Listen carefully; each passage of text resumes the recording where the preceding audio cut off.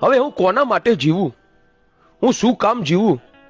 આમ અરજ કરતા કરતા સમાધિમાં લાગી જાય છે. અડધી રાત થાય છે ત્યાં તો ભગવતી હિંગળાજ બાપલ દેથાના સપનામાં આવીને કહ્યું કે બાપલ દીકરા, હું હિંગળાજ બોલું છું. તું અહીંથી રાજસ્થાનમાં જે ઉજડા ગામ છે ત્યાં જા. ત્યાં સિંધાઈ શાખાનો ભલા નામનો ચારણ રહે છે. એ ભલા ચારણને મળજે અને એની દીકરી સાથે તું લગ્ન કરજે.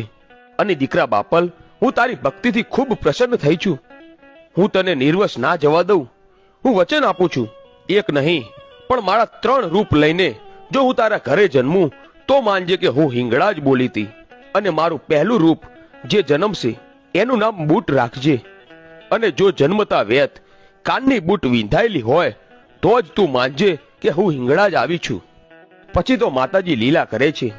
માતાજીને ક્યાંક બેસણા કરવા હશે અને એને પરચા પૂરી